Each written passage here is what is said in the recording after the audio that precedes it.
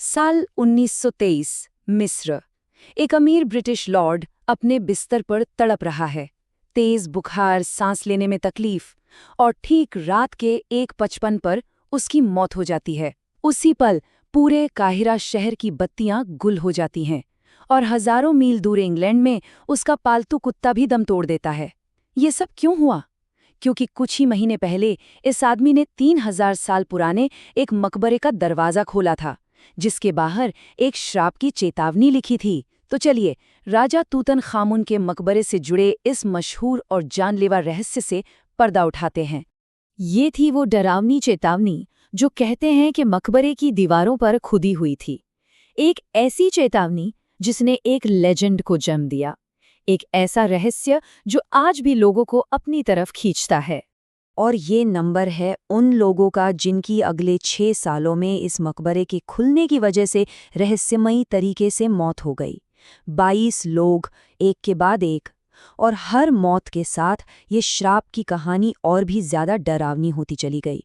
Archaeologist Howard Carter ने Lord कार्नवान की funding से सालों तक खोज करने के बाद आखिरकार तूतनखामुन के खोए हुए मकबरे को ढूंढ निकाला, और ये खोज मानव इतिहास की सबसे बड़ी आर्कियोलॉजिकल खोजों में से एक बन गई। तो चलिए अब जरा इस लेजेंड की गहराइयों में उतरते हैं जिसने पूरी दुनिया को हैरत में डाल दिया था। अब वहाँ के जो लोकल लोग थे उन्होंने इसे एक बहुत बुरा शगुन माना, क्योंकि कोबरा फेरो की ताकत का एक बहुत बड़ा सिंबल होता है। लोगों को लगा कि मरे हुए राजा का कोबरा अपने मालिक की कब्र से छेड़छाड़ का बदला ले रहा है, और ये एक भयानक चेतावनी थी। और बस इसके बाद मौतों का एक ऐसा डरावना सिलसिला शुरू हुआ कि सब हैरान रह गए।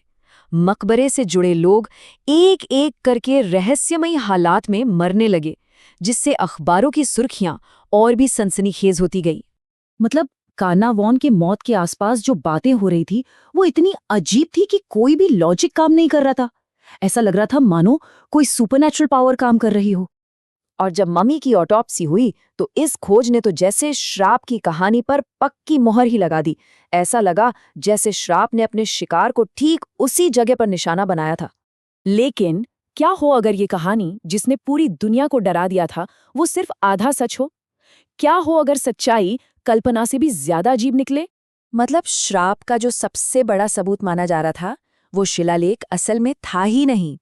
वो पूरी तरह से मनगढ़ंत था। उसे एक जर्नलिस्ट ने अपनी कल्पना से बनाया था, और खुदाई करने वाली टीम ने इस पर चुप्पी साधी रखी। असल में ऐसा कोई श्राप कभी लिखा ही नहीं गया था। तो चलिए अब इस अंधविश्वास के पर्दे को हटाते हैं और देखते हैं कि साइंस इस मिस्ट्री के बारे में क्या कहता है। साइंटिस्ट ने एक नेचुरल एक्सप्लेनेशन दिया कि पुराने जहरीले फंगस जैसे कि एस्परगिलिस नाइजर ने उन लोगों को इन्फेक्ट कर दिया होगा जो मकबरे में गए थे। ये एक ऐसी बीमारी थी जिसे आज एंटीबायोटिक से आसानी से ठीक किया जा सकता है, पर उस जमाने में ये मौजूद नहीं थी। साल 2002 में ब्रिटिश मेडिकल जर्नल में एक स्टडी छपी, जिसमें ये पाया गया कि जिन लोगों ने मकबरे में एंट्री की थी और जिन्होंने नहीं की थी, उनकी औसत उम्र में कोई खास फर्क नहीं था। असल में जो लोग मकबरे में गए थे वे औसतन थोड़ा ज्यादा ही जिए। तो जब श्राप से जुड़ी हर सनसनीखेज बात की गहराई से जांच की गई तो एक लॉजिकल एक्सप्लेनेशन सामने आया। काहिरा में बिजली जाना आम बात थी, कुत्ते की मौत घंटों बाद हुई, कार्नावान पहले से ही बीमार थे, और मम्मी पर निशान की कहानी एक कॉम्पिटिटर अखबार ने फैलाई थी।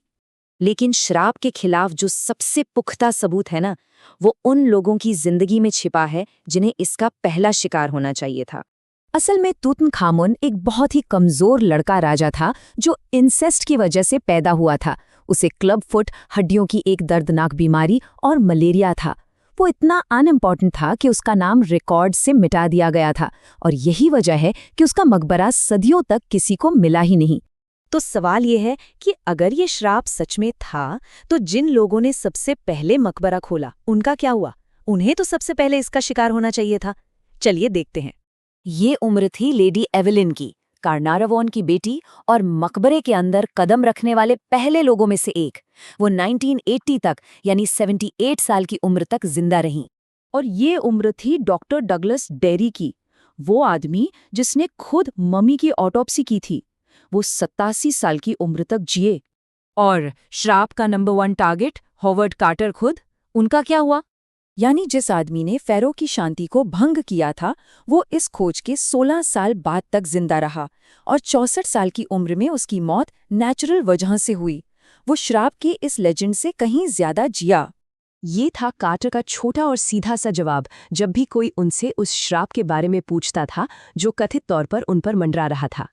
प्राचीन मिस्र के लोग मानते थे कि असली मौत तब होती है जब कोई आपका नाम लेना बंद कर दे।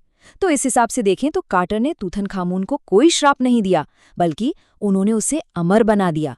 उन्होंने एक भुला दिए गए लड़के राजा को दुनिया का सबसे प्रसिद्ध फ़ैरो बना दिया। शायद असली श्राप तो भुला दिया जाना था, जिसे कार्टर ने हमेशा के लिए उलट दिया।